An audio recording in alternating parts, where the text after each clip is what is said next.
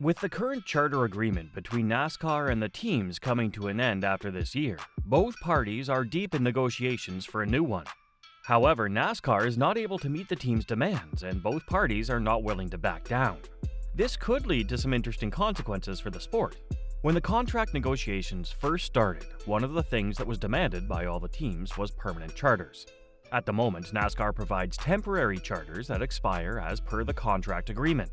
The last charter contract was signed in 2016, but now the teams are looking for a more permanent deal that will allow them to expand and become more self-sufficient. For the new contract, NASCAR CEO Jim France has offered a 7-7-year deal. This guarantees the charters for the team for 7 years, with an option to extend for another 7 years. While this may seem long, it's still not self-sufficient. Without permanent charters, the teams cannot attract long-term sponsors and investors. Instead, they have to rely on their drivers to bring in sponsorships. This not only affects the team's ability to be more sustainable, but also affects talented drivers without sponsors from getting into the sport. In the current NASCAR environment, bigger names get more priority over bigger talent. This needs to change. But NASCAR is not willing to work around this. They're hellbent on not giving the teams permanent charters. Jim France has argued against permanent charters, saying that they can only support the teams if they're being supported by media networks. Recently, NASCAR signed a new deal with multiple media networks until 2031. This is one of the reasons why Jim France has only guaranteed 7 years to the teams. By not giving the team permanent charters, Jim France is playing it safe. But is this really necessary? What is necessary is for you to stay up to date on the latest news on NASCAR, and you can do that by subscribing to our channel. So what are you waiting for? Hit that subscribe button and let us do the rest. You won't regret it. Compared to around a decade ago, NASCAR's popularity has decreased. There's no doubt about that. However, in the past couple of years, the ratings for the sport have stabilized. The sport is slowly increasing its popularity. Earlier this year, we saw Netflix release a docuseries on the 2023 NASCAR season. This allowed the sport to reach audiences all over the world. There's no doubt that NASCAR is now heading towards an upward trajectory, so it's safe to say that NASCAR is here to stay. Plus, with permanent charters, the teams will become more popular as they'll be able to form their own identity within the sport. We often see the cars on the grid completely covered in stickers due to the number of sponsors. With permanent charters, they can attract more investors, allowing the teams to have a specific identity. Most of the other motorsports leagues around the world have permanent charters, allowing each of those teams to stand out from the rest. When we start to have teams standing out due to their identity, we will see fan bases forming among the audience.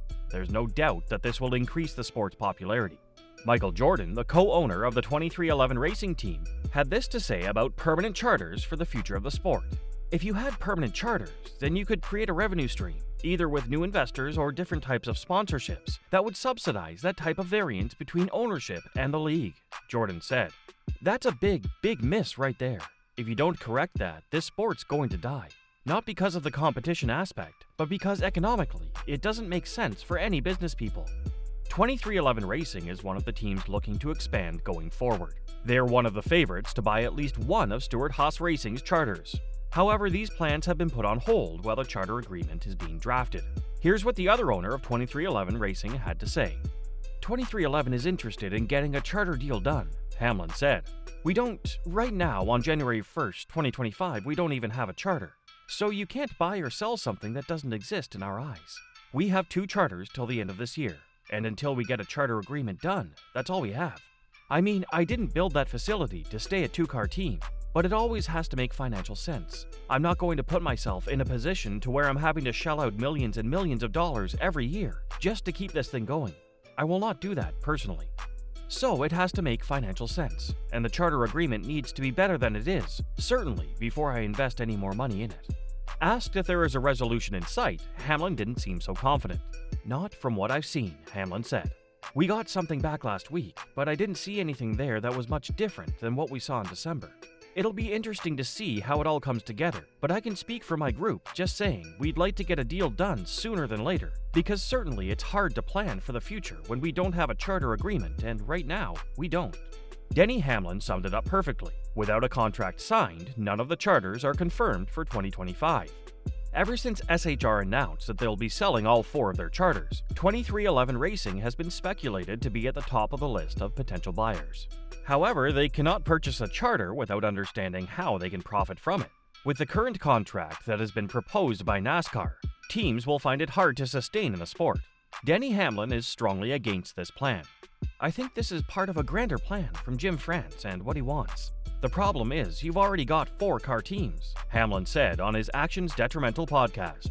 So if you limit to 3 in the future, it will always be an advantage to then have 4. Hamlin followed up on his thoughts. An extra car means more data, and data is king in modern NASCAR. If you know what to do with it anyway.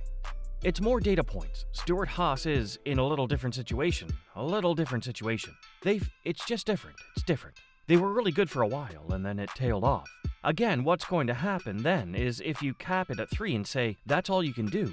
23-11, you can only be 3 for the rest of your lives. I'm going to say, okay, how am I going to beat Gibbs and Hendrick then? I mean, it'll be tough, and especially if you're trying to put some sort of salary cap or something into this thing. You're going to have more resources. The numbers are just going to keep going up. The more you have, the more you have. So I don't know if I necessarily agree with that for sure, but because we deem it necessary to compete against them, is we need to have more data points, he explained. So we pay a fee to Joe Gibbs Racing every year to have access to those meetings and look at their data. We pay a big fee for it. It's clear that NASCAR is looking to make some big changes in regard to the sporting regulations. But at the same time, they're not giving the teams room to invest more and become self-sustainable. In addition to permanent charters, the teams are looking for a larger share of the revenue. NASCAR is not willing to satisfy this demand as well. As it stands, the NASCAR tracks receive just over half of the media rights revenue, while NASCAR gets 10% and the rest is divided among the teams. Although the share of NASCAR's revenue is small, the organization owns almost all of the NASCAR tracks. This makes them one of the biggest earners in motorsports. But now NASCAR teams want a bigger slice of the pie. If NASCAR approves these demands, it will make the sport more sustainable for the teams. We've already seen one team struggle with sustaining in this sport under the current agreement. If NASCAR does not meet the team's demands, we could see some more teams struggle and exit NASCAR. Another change in the contract agreement that NASCAR is hoping to implement is the charter limit. From 2025, NASCAR is looking to limit the maximum number of charters to 3. At the moment, there are only 2 teams on the grid with more than 3 charters, Joe Gibbs Racing and Hendrick Motorsports. But these 2 teams will be grandfathered into the new agreement, allowing them to be the only 2 teams that can have 4 charters. Naturally, this would bring a disadvantage for the rest of the teams as NASCAR is a data-based sport. The more cars you have on the grid, the more data you have on the board to develop the car and make adjustments to the setup. So JGR and HMS will always have an advantage if the charter limit is implemented next year.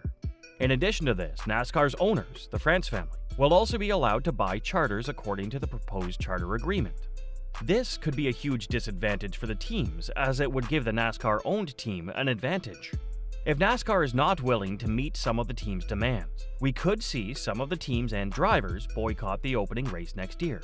We saw this happen decades back when Richard Petty and a handful of other drivers boycotted the 1969 season opener due to concerns about the durability of the tires. At the time, Bill France Sr. went ahead with the race anyway, by finding other drivers to take part instead. So will Jim France do something similar next year? Either way, it will be interesting to see how this story plays out. What do you think NASCAR should do to ensure the future of the sport? Post your thoughts in the comment section below.